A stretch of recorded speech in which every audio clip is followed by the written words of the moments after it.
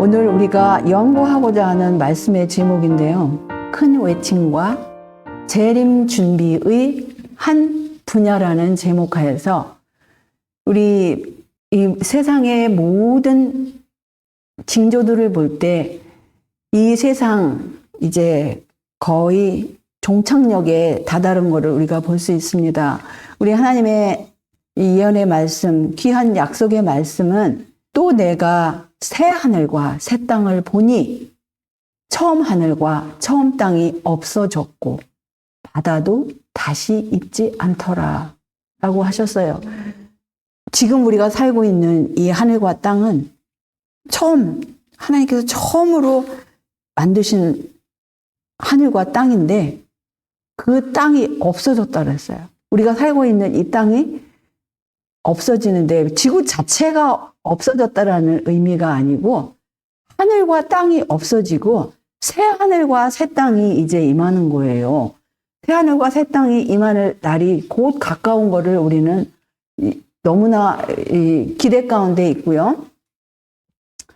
또 내가 봄에 거룩한 성, 새 예루살렘이 하나님께로부터 하늘에서 내려오니 그 예비한 것이 신부가 남편을 위하여 단정한 것 같더라 라고 하셨습니다. 거룩한 성, 새 예루살렘, 하나님으로부터 하늘에서 내려오는데 또 그 다음 절을 보시면 내가 들으니 보좌에서 큰 음성이 나서 가로되 보라 하나님의 장막이 사람들과 함께 있음에 하나님이 저희와 함께 거하시리니 저희는 하나님의 백성이 되고 하나님은 친히 저희와 함께 계셔서 모든 눈물을 그 눈에서 씻기심에 다시 사망이 없고 애통하는 것이나 곡하는 것이나 아픈 것이 다시 있지 아니하리니 처음 것들이 다 지나갔음이러라. 얼마나 귀한 약속인지 모르겠습니다. 이 땅에서는 눈물 흘릴 일도 있고요. 또 우리가 원하지 않는 사망이 가까이 멀리 있고요. 또 그럼으로 인해서 또 애통하고 곡하고 그리고 아픈 것이 요즘에 아프지 않은 사람들이 거의 없을 정도로 온 지구는 하나의 큰 병동처럼 되어 있는 이 상황인데 우리 하나님께서 이렇게 귀한 약속, 이제 새 하늘과 새 땅에서는 이런 일들이 없을 거라는 거예요. 보좌에 앉으신 이가 가라사대 보라 내가 만물을 새롭게 하노라 하시고 또 가라사대 이 말은 신실하고 참되니 기록하라. 예언의 말씀이 너무나 이거는 신실해요. 확실해요. 정말 진짜예요. 아이들이 말할 때 진짜예요 그러잖아요. 진짜예요. 이거는 꾸며낸 이야기가 아니고 진짜라는 거예요. 또 내게 말씀하시되 이루었도다. 나는 알파와 오메가요 처음과 나중이라. 내가 생명수 샘물로 목마른 자에게 값없이 주리니 이기는 자는 이것들을 유업으로 얻으리라. 나는 저희 하나님이 되고 그는 내 아들이 되리라 라고 하셨어요. 그래서 이 모든 것들이 하나님의 그 예언의 말씀 가운데 이 정말 우리 눈으로도 보지 못하고 귀로도 듣지 못하고 마음으로도 아무리 상상을 해서 더 좋은 거, 더 좋은 거, 더 좋게 상상을 해도 그 상상보다 더 높은 하늘이 땅보다 높은 것처럼 그렇게 그 높은 유업이 누구에게 주어진다고요? 이기는 자에게. 그래서 우리는 이겨야 할 상대가 있어요. 이 세상 이겨야 돼요. 또 사탄 마귀의 유혹 이겨야 돼요. 또 우리 타락한 본성으로 태어난 선과 악이 섞인 이 자아를 이겨야 돼요. 그래서 우리는 예수님의 말씀과 같이 날마다 성령으로 거듭나지 아니하면 어제의 성공이 오늘의 실패가 될 수 있다는 거예요. 새로운 하루는 어디까지나 새로운 하루예요. 어제가 아닙니다. 어제는 영원히 갔어요. 오늘은 새롭게 시작한 이 순간순간들이 이어지는 거예요. 그래서 오늘 우리가 순간순간 이기려면 정말 우리는 어찌해야 할까요? 이거를 우리가 생각해야 합니다. 그래서 우리 앞에 있는 이 어마어마한 미래, 정말 상상할 수 없는 그러한 상이 하나님께서 이기는 자를 위해서 마련을 해 놓으셨는데 정말 우리가 과소평가하면 큰일 납니다. 만일 그대가 하늘을 잃으면 모든 것을 잃는 것이나 하늘을 얻으면 모든 것을 얻는 것이다 라는 말씀을 우리가 보고 있어요.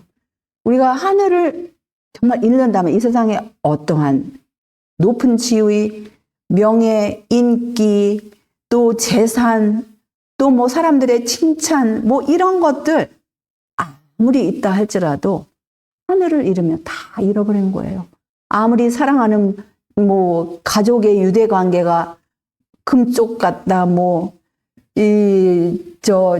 완전히 금실 부부다, 아무리 뭐 저 한다 할지라도 하나님 보시기에 아니면 아닌 거예요. 근데 우리가 하늘을 얻는 방법이 분명히 하나님께서 우리에게 이 말씀 가운데 우리에게 주어주신 거예요. 우리 하나님의 말씀 가운데서 하늘을 얻으면 모든 것을 얻는데 그것이 인생의 생애의 목적이기 때문에 우리는 포기하지 않고 이때까지 하나님의 말씀을 의지하고 여기까지 오지 않았습니까? 그런데 우리는 하늘을 과소평가하면 절대로 안 된다라는 거예요.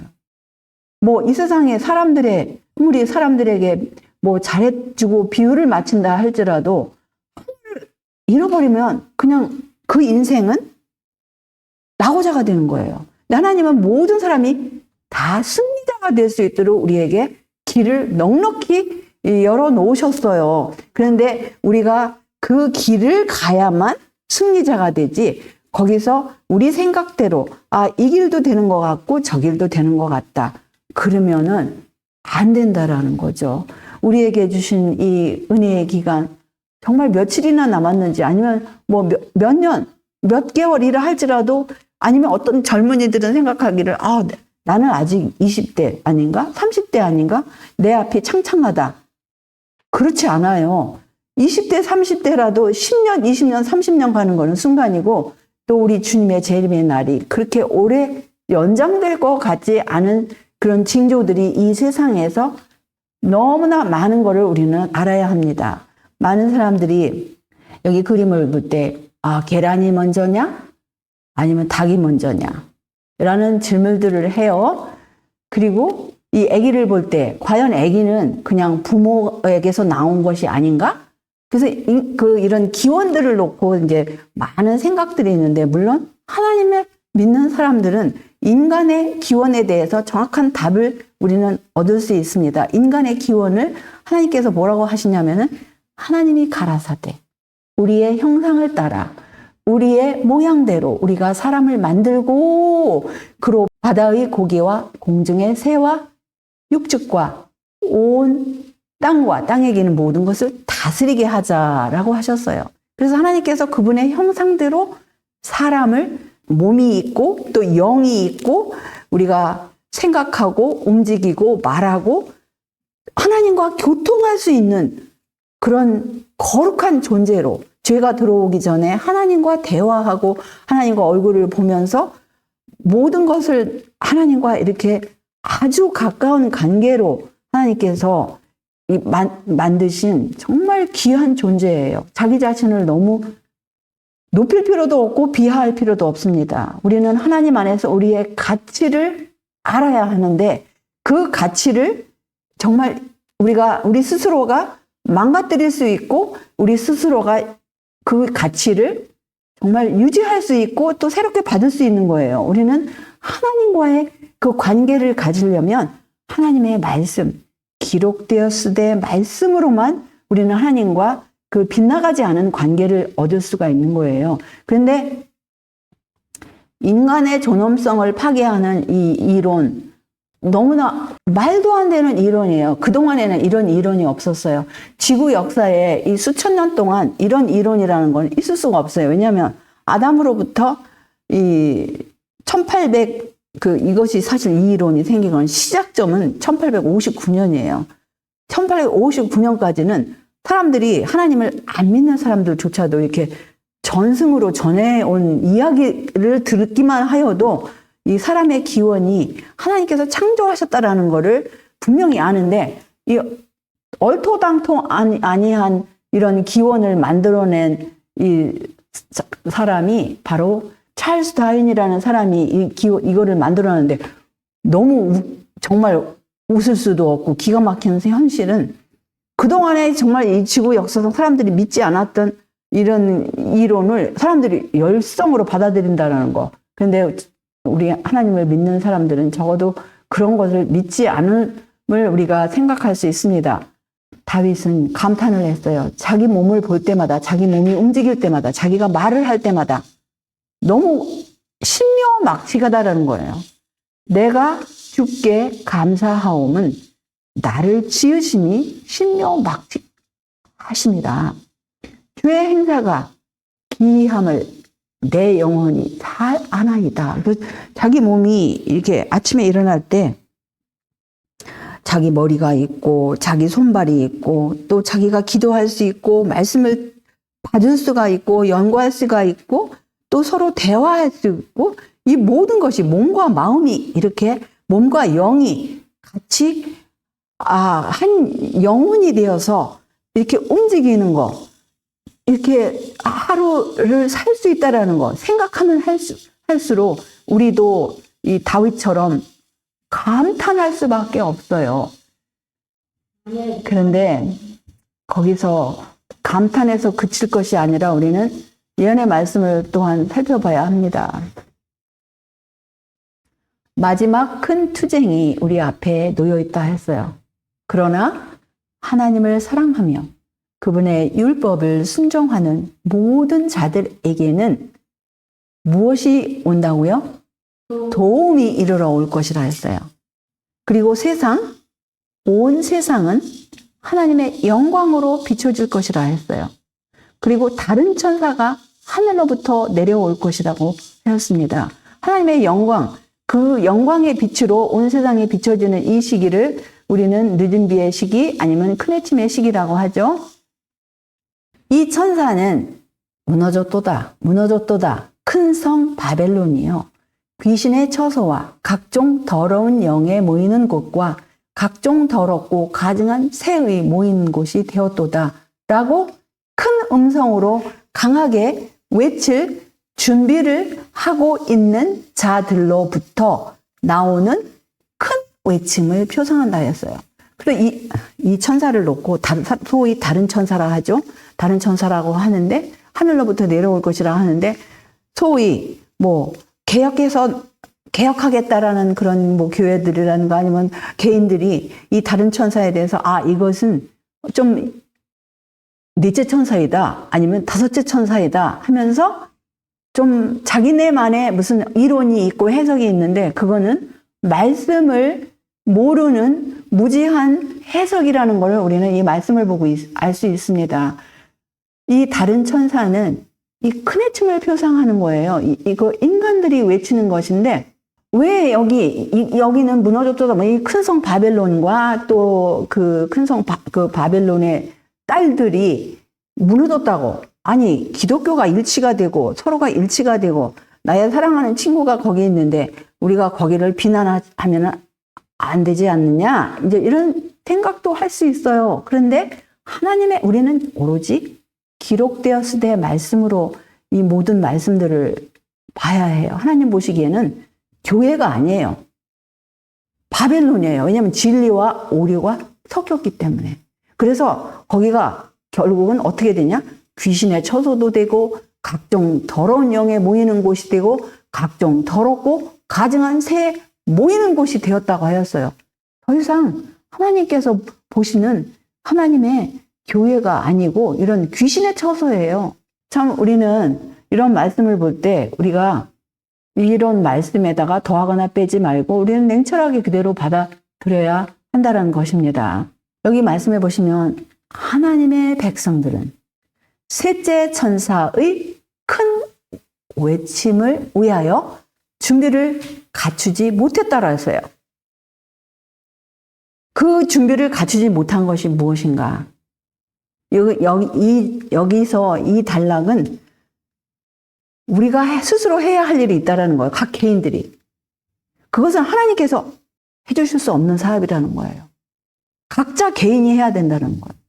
예를 들어서 각자 개인이 우리가 음식이 아무리 널브러져 있어도 먹는 거는 각자 개인이 하는 거예요. 그 먹는 거를 결정할 때 내가 얼만큼 먹어야 할지, 어느 시간에 먹어야 할지, 왜냐하면 이 주제는 건강 개혁이 셋째 천사의 기별과 완전히 이것은 단짝이고 오른팔의 역할을 하고 일부라는 것을 강조를 하는 그런 단락에서 제가 이제 너무 길기 때문에 짤막하게 했는데, 아무튼 우리는 이 건강 개혁과 우리가 정말 큰 핵심을 위해서 준비하고 싶다면 가장 기초적인 거, 오늘 아침 말씀에도 강조 나왔죠.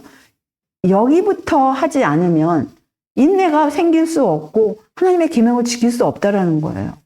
그래서 우리에게 제시된 하나님의 말씀 가운데서 그 건강개혁에 관한 모든 빛을 순종을 할 때 우리가 소위 모든 여기에 관련된 중요한 주제들, 셋째 천사의 큰 핵심, 그것이 늦은 비이고, 또 다른 이 수천사의 기별이고, 어떤 주제든, 복음이든, 율법이든, 사랑이든, 이 모든 것이 다 여기에 관련된 거예요. 그래서 우리 이 가장 기초적인 거를 실천을 할 때 이 다른 모든 관련된 주제들을 우리가 이해할 수 있다라는 거예요.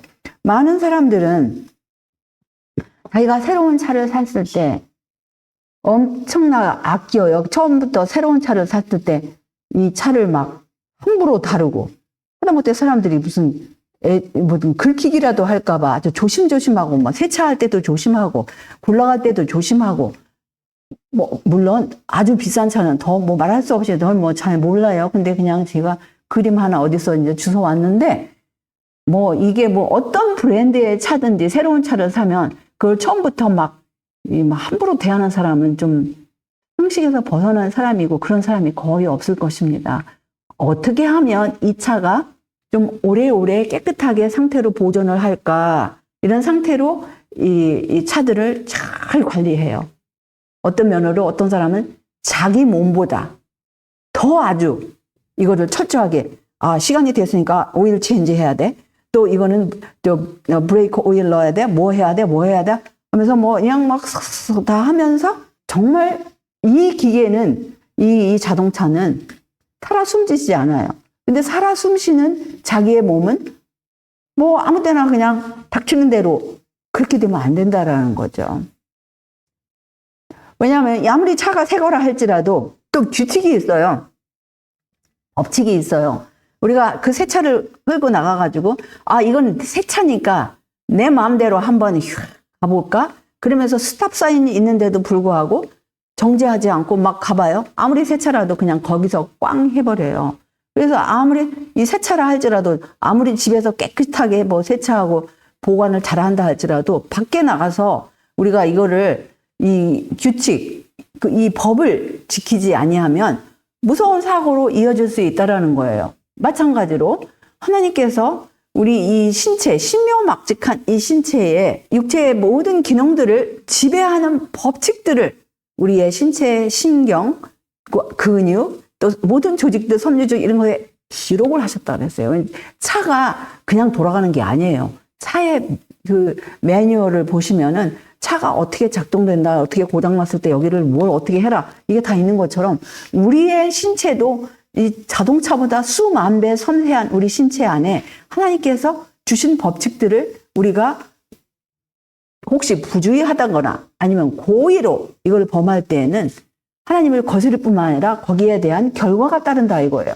예를 들어서 자동차를 함부로 하면 거기에 따른 결과가 있는 것처럼 우리는 이거를 정말 이 섬세한 기계를 잘 다스릴 때에 인간의 정신과 육체 사이에는 밀접한 관계가 있다고 했어요. 그래서 도덕적으로 아니면 지적으로 영적으로 높은 수준에 도달하기 위해서는 우리의 신체를 지배하는 법칙들에 주의해야 한다 그랬어요.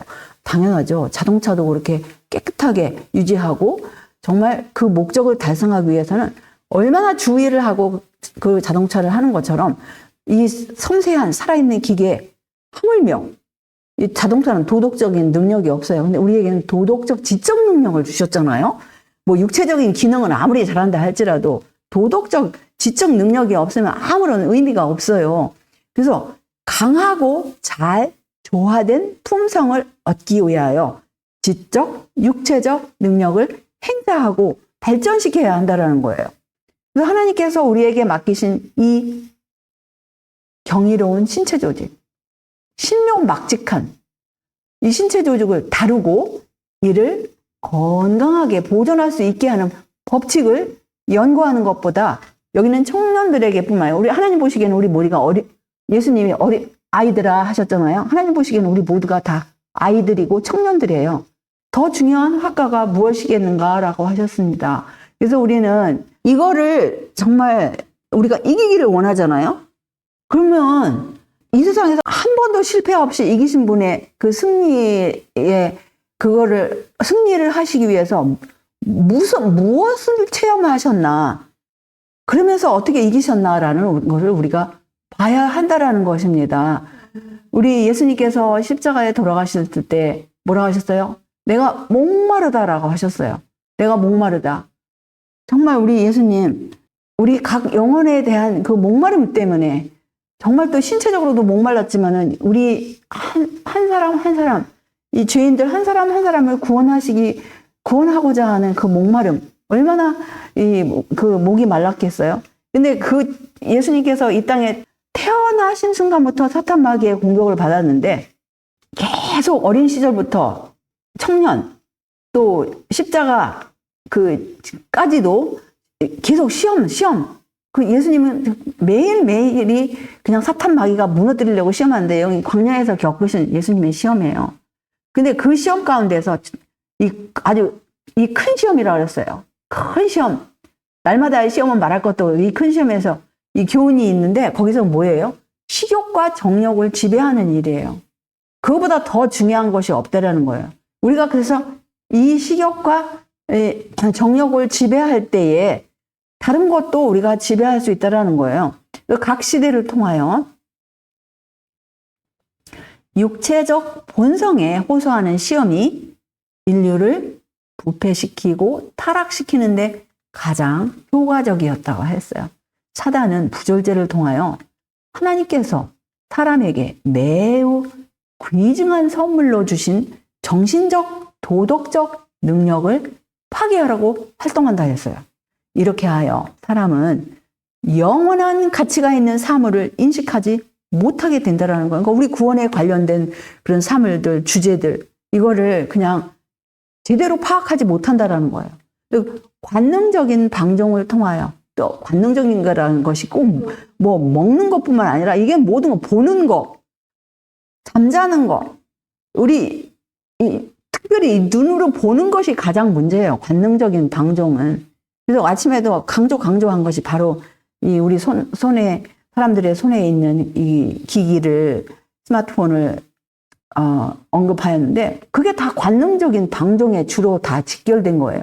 사단은 사람에게서 하나님을 닮은 모든 흔적들을 지워버리려고 한다라고 하였습니다.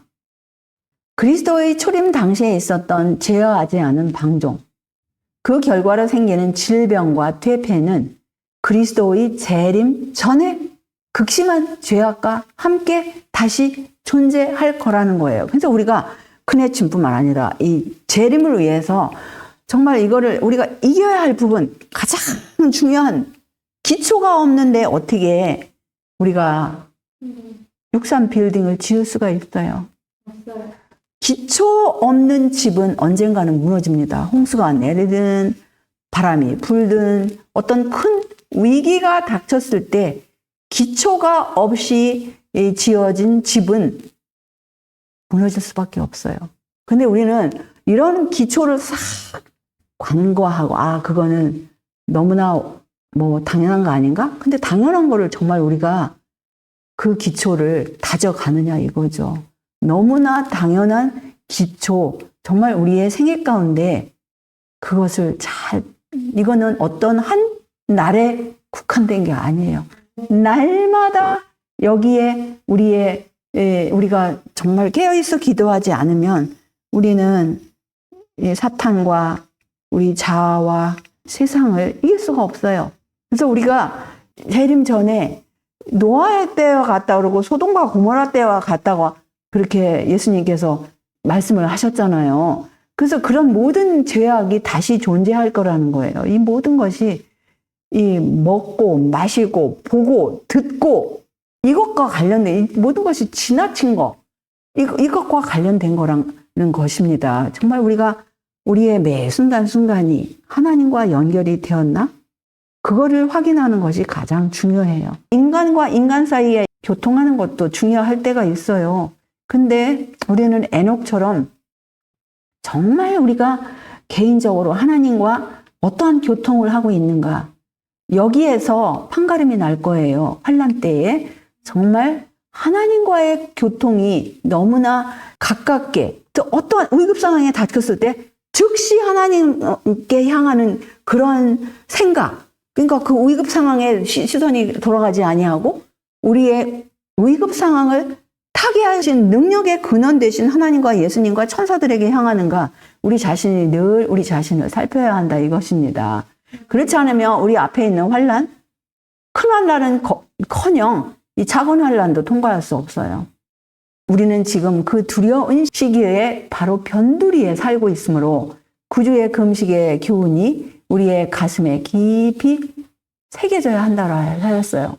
우리는 그리스도께서 견디신 말할 수 없는 고통에 의해서만 제어하지 않은 방종의 사악함을 평가할 수 있다. 이건 꼭 먹는 것뿐만 아니라 먹고 마시고 듣고 보고 이 모든 방종이에요. 그분의 모범은 우리가 영생을 얻는 유일한 소망이 되는 거예요. 영생을 얻는 유일한 소망.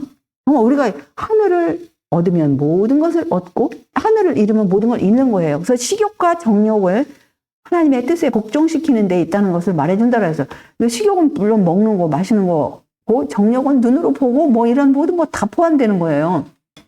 건강의 법칙을 범하는 이들은 그들의 마음에서 눈멀게 될 것이며 하나님의 율법을 범할 것이다라고 하였습니다. 그래서 건강 법칙을 아주 우습게 알고 그냥 이거를 간과할 때는 자기 마음에서 자기도 모르게 눈멀게 된다라는 거예요. 그건 뭐예요? 분별력이 없어지는 거예요. 아주 섬세한 분별력. 정말 말씀을 놓고 아니면 어떤 상황에서 선과 악의 대쟁투에서 우리는 항상 하나님의 자문을 구해야 돼요. 하나님께서 기록하였을 때 말씀에서 이런 상황을 어떻게 보실 것인가 라는 것을 우리는 늘 말씀에서 조명을 받지 않으면 우리는 인간적인 차원에서 모든 것을 이렇게 볼 수 있다는 거예요. 환난 날에 우리 중 많은 이들이 실패하게 될 이유는 절제에서의 해이함과 식욕의 방종 때문일 것이라고 했어요. 이거 식욕은 뭐 말할 것도 없고 절제. 우리의 모든 하는 것, 보고 듣고 우리가 행동하고 이 모든 것들 그것이 부절대 어느 부분에서라도 올 때는 많은 이들이 실패한다는 거 나는 괜찮겠지. 나는 이렇게 말씀을 보니까 괜찮겠지. 그거는 말씀을 보는 거하고 전에서 실천하는 거. 실전, 날마다의 전쟁, 더 실전에서 실천하는 거에 딸려 있다라는 거예요. 실전에서 실천하는가. 거기에 달려 있다라는 거예요. 아담과 하와는 식욕의 방종으로 에덴을 잃어버렸고, 우리는 그 동일한 것을 부인할 때에만 그것을 되찾을 수 있다라고 하였습니다. 그래서 우리는 하늘을 잃으면 다 잃어버리죠. 근데 이 세상에서 이런 말씀이 있어요. 행복의 기본이 뭐예요? 건강인데 현세의 일시적인 소유 중에서 건강은 가장 귀하다라고 그랬어요. 어떤 명예보다, 어떤 학식보다, 재물보다 건강을 잃으면 다 잃어버리는 거예요. 만약에 우리가 재물을 얻기 위해서, 아니면 어떤 학식을 얻기 위해서, 어떤 정보를 얻기 위해서, 명예를 얻기 위해서 이 건강의 활력을 잃어버리면서 그거를 막 쫓아다니다가 얻었다 합시다. 근데 그것을 얻었다 할지라도 그거는 값비싼 희생을 치르고 얻는 것이라 했어요. 만약에 건강이 좋지 못하다면 이들 중에 아무것도 행복을 확보해주지 못할 것이라는 말씀이 있습니다. 그래서 하나님께서 우리에게 주신 건강을 남용하는 것은 두려운 죄라고 했어요. 어떤 부분이라도 우리가 먹고 마시고 입고 뭐 보고 하는 모든 것들이 절제와 관련이 되었는데 우리가 이 사도 바울처럼 역시 사도 바울도 이 주제를 강조를 했어요. 의와 절제와 장차 오는 심판을 강론했다 그랬어요. 그래서 벨릭스가 두려워했다 그랬어요. 그래서 자기가 듣기 싫으니까 지금 가라. 내가 틈이 있으면 너를 부르겠다 하고 부르지도 않았습니다. 아무튼 우리 몸은 우리 것이 아니라고 그랬잖아요. 값으로 샀다고 그랬어요. 값으로 샀어요. 그래서 이 말씀을 보실 것 같으면 어떤 값으로 샀는가를 우리는 생각을 해야 돼요. 성령의 전인데 무슨 값으로 샀나? 우리는 이거는 예수님이 돌아가셨으니까 그래요. 예수님이 돌아가셨으니까. 그런데 정말 우리가 예수님께서 돌아가실 때 무엇을 치르셨는가 이걸 생각해 봐야 한단 말입니다. 그것을 우리가 깨달았을 때 그 사랑에 의해서 강권함을 받고 모든 행동에 지침이 되는 거예요. 우리가 사랑, 정말 하나님의 사랑을 깨달을 것 같으면 우리에게서 하나님께 돌려드릴 사랑이 나온다 이거예요. 그런데 그 하나님의 사랑만 강조하고 우리의 할 바를 하지 않을 것 같으면 다른 모든 주제가 아무 의미가 없어요. 하나님 보시기에 네가 나를 정말 사랑하니? 어떻게? 보여줘. 예수님이 분명히 말씀하셨잖아요. 너희가 나를 사랑하면 내 계명을 지키리라고 하셨는데 하나님의 사랑만 강조하고 자기의 사랑을 하나님께 보여주지 아니하면 무슨 소용이 있습니까? 우리 예수님께서 돌아가실 때 얼마나 외쳐 부르셨어요. 엘리, 엘리, 아마 사박다니. 나의 하나님, 어찌하여 나를 버리셨나이까? 하나님과의 분리가 있었어요. 왜요? 우리 죄 때문에. 근데 엘리, 엘리, 아마 사박다니 부르짖으셨을 때 예수님의 감정을 표현한 글이 있어요. 이거의 억만 배보다도 우리가 글로 보는 것보다도 그 고통이, 말할 수 없는 고통이 예수님 위에 덮쳤어요. 그거는 신체적인 고통이 아니라고 그랬어요. 그런데 그러니까 예수님께서 이 마시는 쓰디쓴 잔이 왜냐 예수님께서 이 죄가 못을 바뀌어야 그 죄가 아예 그냥 영원 소멸이 된다라는 그 하나님께서 승리하신 거예요. 죄를 소멸하기 위해서는 예수님 자체가 죄처럼 된 거예요. 죄라고는 죄가 무엇인지도 모르는 그 순결한 영혼이 마치 죄 자체처럼 된 것처럼 온 세상의 죄가 예수님의 두뇌에, 감정에, 생각에 완전 덮어 씌운 거예요. 아니, 예수님이 죄 자체가 된 것처럼 된 거예요. 그래서 그 잔이 너무나 쓰고, 그 겟세마네 동산부터 벌써 그냥 아버지와 서서히 분리되는 그런, 하나님이 늘 함께 하시던 하나님과 분리의 작업이 있었는데, 여기서는 뭐 진짜 지금 말할 수 없는 거예요. 예수님 자체가 죄가 되셔가지고, 지금 그 못에 지금 박혀서 그 죄가 지금 없어지는 순간인데, 그것이 그 죄에 대한 감각이 모든 인간들, 이 지상에 태어났던 모든 인간들의 지은 죄들, 앞으로 지을 죄들, 이것이 너무너무 크고 커서 오죽하면 심장이 파열이 된 거예요. 그거는 예수님께서 두려워하신 것은 어떤 죽음이 두려웠던 것이 아닙니다. 예수님께서 두려워하신 것은 죽는 것이 두려운 것이 아니에요.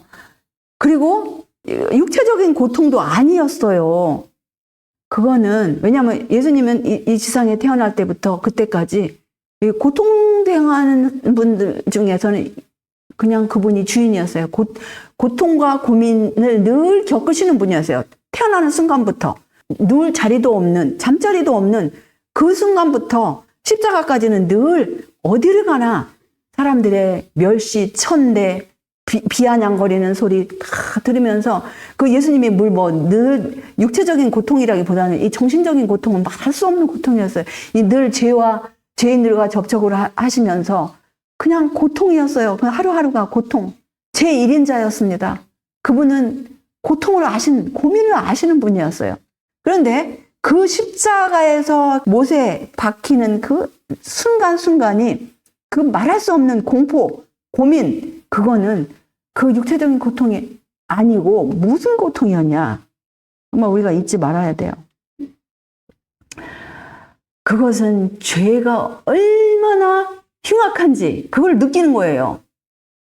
예수님이 온 세상의 죄, 저와 우리 모두의 죄, 우리 각 개인의 죄, 그것을 느끼는 고통이었고, 그리고 인간이 너무도 죄에 익숙해 있기 때문에 죄의 극악무도함을 알지 못하므로 죄가 인간의 마음속에 너무도 깊이 자리 잡고 있어서 그것을 근절하기가 너무도 어렵다. 그것을 아시는 데서 오는 바로 고통이었습니다. 정말 우리는 죄를 지을 때마다 예수님께서 나의 죄, 그것 때문에 겪으신 그 고통, 마음의 그 쓰라림, 공포. 예수님은 공포가 평소에는 없으신 분이었어요. 항상 하나님을 신뢰하시는 분이기 때문에 두려움이 없었던 분인데 이 순간에는 너무나 공포에 사로잡혔어요. 너무 그 죄악의 무게가 끔찍 그 자체였기 때문에 우리는 잊지 말아야 해요. 정말 우리는 너무도 쉽게 예수님의 십자가라는 이름을 부릅니다. 보혈이라는 그 말을 합니다. 근데 그 보혈이 왜 보혈인지 이유를 우리가 알아야 되지 않겠어요? 인간의 대치물과 담보물로서 사람의 죄악이 그리스도께 놓여졌다 그랬어요. 인간의 죄악이 예수님께서 죄 자체가 되신 거예요. 사람을 율법의 저주에서 속량하시기 위하여 그분께서 범죄자로 간주되었대요. 아담의 각 시대마다 있었던 아담의 모든 후손들의 죄악은 그분의 마음을 짓눌렀고 범죄로 인하여 나타내신 하나님의 진노와 불쾌하심이 하나님의 아들의 영혼을 경악으로 가득 채웠다 그랬어요. 그냥 놀랍고 그냥 무서운 거예요. 공포 자체였어요. 그 극심한 고통의 시간에 그분의 친아버지께서는 자신의 얼굴을 구주에게서 돌리셨다 그랬어요. 그러니까 온 세상이 깜깜했죠. 이것은 인간이 도무지 이해하지 못할 슬픔으로 구주의 마음을 찔렀던 거예요. 정말 우리 예수님의 십자가 많이 노래도 부르고 기도 가운데도 하고 보혈 하지만 정말 이 고통을 지나가는 자 과연 몇 사람이 알까요?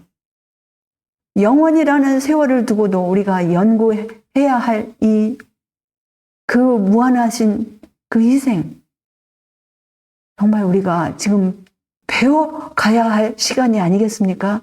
이거를 배우지 아니하면 우리가 죄를 지을 때마다 우리는 그거 아무렇지도 않게 생각해요. 핑계를 댈 수 있어요. 뭐 그거 아무것도 아니지 않나? 그러면서 이런저런 핑계를 댈 수 있어요. 근데 그 핑계, 죄의 합리화, 핑계, 이 모든 것이 정말 예수님을 놀라게 한 거예요. 사람들이 죄악의 그 극악무도함을 깨닫지 못하는 거에 대해서 예수님은 너무나 괴로웠던 거예요. 우리가 어떠한 기도를 해야 할까요? 우리가 어떠한 기도를 해야 할까요? 기도도 우리는 할 줄 모릅니다.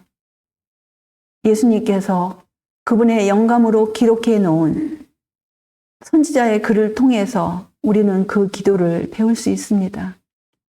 여호와여, 주는 나의 찬송이시오니 나를 고치소서.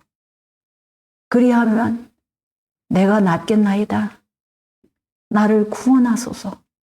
그리하면 내가 구원을 얻으리이다. 우리를 모든 불법에서 불의에서 구원하시려고 인간의 언어로 표현할 수 없는 그 극심한 고통을 견뎌내시고 승리하신 우리 구세주 예수님께서 지금 하나님 우편에 계셔서 우리의 대언자, 우리의 중보자로서 지금 우리를 위해 탄원하시고 눈물로 탄원하신다고 했어요. 아버지, 나의 피, 아버지, 나의 피, 나의 피, 나의 피 하시면서 한 사람이라도 정말 회개하고 개혁하고 순종하는 자녀가 되기를 바라시는 마음 가운데서 지금도 현재도 그걸 탄원하시는 예수님께서 지금도 고통 가운데 계신 거예요. 정말 우리는 그래서 이런 거를 잊지 않을 때 우리가 정말 모든 일에 무엇을 먹든지 마시든지 무엇을 하든지 정말 하나님의 영광인가? 이것이 내가 어떤 사람은 너무 너무 많이 먹어서 이제 과식이라고 해요. 근데 어떤 사람은 또 자기의 생각만의 어떤 기준이 있어가지고 너무 극심하게 이렇게 좌로나 우로 치우친다 이거예요. 우리는 절대로 그러지 아니하고 우리의 앞서가신 이 부조와 선지자들 또 이 정말 영적으로나 육적으로나 하나님의 사랑을 받았던 이 건강하였던 다니엘의 모본이 우리 앞에 있어요. 정말 우리는 다니엘처럼 모든 일에 하나님의 사랑을 받는 자녀가 될 때 매 순간순간 정말 하나님의 영광을 위해서 우리가 먹든지 마시든지 무엇을 하든지 하나님의 영광을 할 때 우리는 다니엘이 승리하신 것처럼 우리도 이 마지막 때 승리자, 이기는 자 모두가 될 것입니다. 그래서 우리는 정말 이 하나님을 두려워하는 가운데서 거룩함을 온전히 이루어서 이 온갖 더러운 것, 육과 영의 온갖 더러운 것에서 우리 자신을 깨끗해 하시고 정말 승리자, 이기는 자, 하나님께 영광을 돌리는 그 성도들, 하나님의 계명과 예수 믿음을 날마다 지키시는 그 일상생활 가운데서 이런 모든 법칙들을 지키심으로써 그 성도들 날마다 이 하나님의 인을 받는 우리 모두가 되시기를 바라면서 말씀을 여기서 줄이겠습니다. 하늘에 계신 우리 아버지, 우리를 너무도 사랑하시기 때문에 아버지의 그 무한하신 희생으로 아버지의 독생자께서 치르신 그 어마어마한 고통과 고민과 그 공포의 시간에 그 시간에도 우리 구세주 예수님은 끝까지 포기하지 않으시고 승리를 하실 수 있었던 것은 평소에 우리 하나님 아버지와 어떠한 관계가 있었고 얼마나 가까웠고 평소에 우리 하나님 아버지를 아셨기 때문에 그 시간을 승리로 아름다운 장식을 하실 수 있었습니다. 주여 우리들에게 허락하신 이 은혜의 시기에 정말 며칠이나 아니면 몇 달이나 몇 년이나 남았는지 모르겠습니다. 주님께서 우리에게 허락하신 이 시기, 정말 주님의 재림이 가까운 이 시기 가운데 우리에게 정말 이 날마다 우리가 이루어야 갈 그 사업을 주셨습니다.